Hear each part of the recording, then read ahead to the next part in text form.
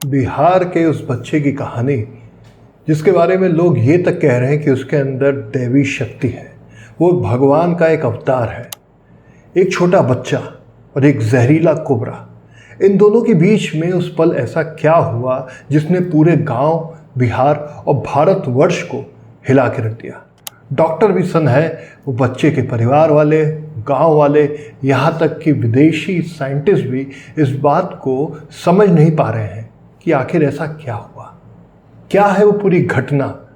उसको आज हम अपने वीडियो में बताएंगे।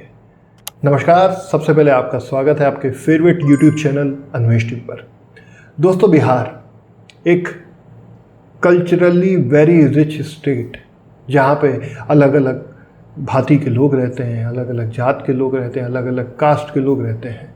और आए दिन बिहार में कुछ न कुछ ऐसी घटनाएं या न्यूज़ हमारे सामने आते हैं जो हमको चौंका देते हैं। आने वाले समय में बिहार में चुनाव भी होने वाला है, वो एक दूसरी चीज़ है। लेकिन हाल ही में बिहार के एक छोटे गांव में कुछ ऐसी घटना घटी जिसने पूरे गांव को, बिहार को, इंडिया को और यहाँ तक कि डॉक्टरी फिटर्निटी को भी हिला के रख दिया। कहानी की शुरुआत करते हैं उस बच्चे से जिसका नाम है गोविंद कुमार।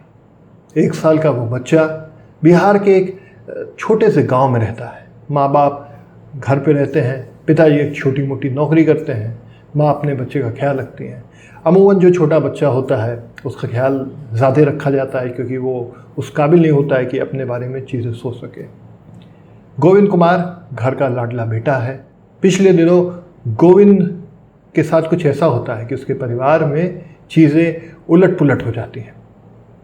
ये किस्सा है जब गोविंद का सामना होता है एक जहरीले कोबरा से। कोबरा एक ऐसा सांप है जिसका जहर अगर हमारे शरीर में चला जाए तो कुछ मिनटों में हमारी मृत्यु हो जाती है। दुनिया के सबसे जहरीले सांपों में से एक कोबरा जो इंडिया में पाया जाता है वो भी काफ़ी खतरनाक होता है। किंग कोबरा तो लेंथ में भी काफ़ी बड़ा होता है।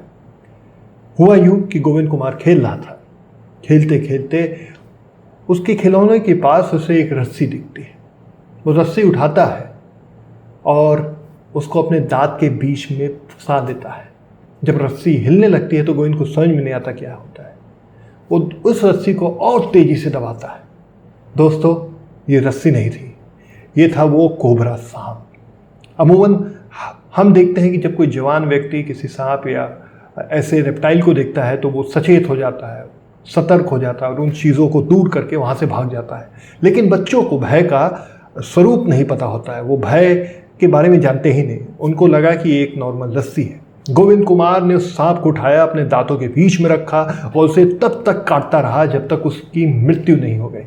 जब गोविंद कुमार की माँ उस जगह आई तो देख के एकदम शुद्ध हो गई। उनको यही नहीं समझ में आया कि क्या हो रहा है। उनको लगा उनके बेटे को एक कोबरा ने काट लिया है। खून हर जगह था। गोविंद कुमार बैठा था, रो रहा था। आसपास के लोगों को बुलाया गया। जब माँ ने चिल्लाया, घर परिवार वाले जुटे तो सबके मन में एक भय था, एक मिस्ट्री थी कि आखिर ऐसा कैसे हो गया। सबके मन में एक खौफ था कि अब उनका लाडला गोविंद कुमार नहीं बचेगा। जल्दी आनंद फानंद में गाड़ी बुलाई गई। गाड़ी में बैठा के गोविंद कुमार को near by government hospital Bettiah में ले गया। वहाँ के डॉक्टर कुमार सौरभ ने उसको देखा।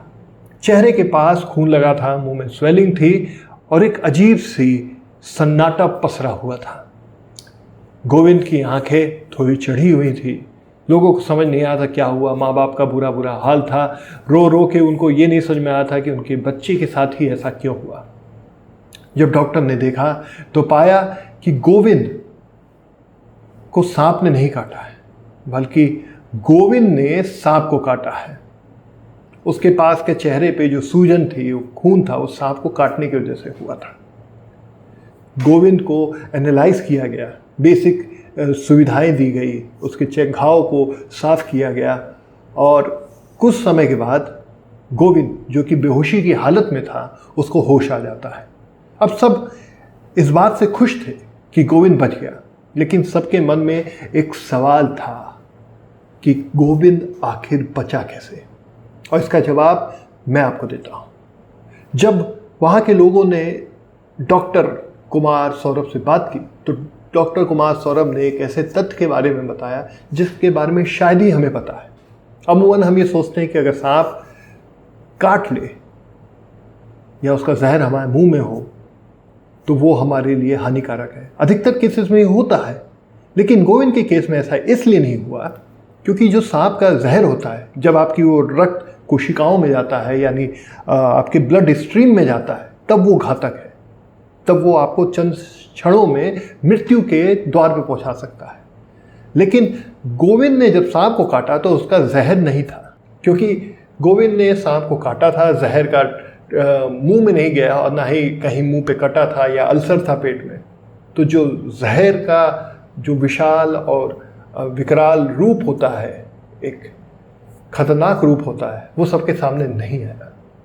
डॉक्टर ने ये माना कि जब तक ब्लड स्ट्रीम में जहर नहीं जाता है तब तक वो नुकसान नहीं करता है। रेयर केस में वो नुकसान कर सकता है। अगर आपके फूड पाइप में कुछ आप ये समझिए कि अगर अल्सर है या ब्लीडिंग हो रही है आपके फूड पाइप में, तब अगर जहर उसके थ्रू आपके पेट में जाता है तब वो आपको नुकसान पहुंचा सकता है, और नुकसान भी ऐसा कि आपको अपने जीवन से हाथ धोना पड़ेगा। लकीली गोविंद कुमार के साथ ऐसा नहीं हुआ।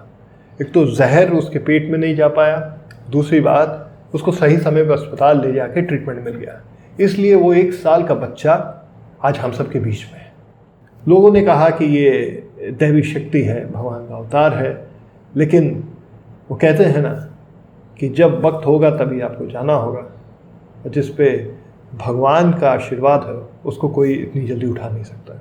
तो दोस्तों, ये थी कहानी 1 साल के गोविंद कुमार की, जिसने कोबरा को काट के उसको मौत के घाट उतार दिया और अपने कुछ समय बाद सकुशल अपने घर वापस आ गया। ये छोटी कहानी आपको कैसी लगी कमेंट बॉक्स में ज़रूर लिख के बताइएगा। आपके लिए मैं ऐसे ही अमेजिंग वीडियो लाता रहूँगा। तब तक अपने दोस्त अनिमेश को इजाज़त दीजिए। हम जल्दी ही मिलेंगे। जय हिंद, जय भारत।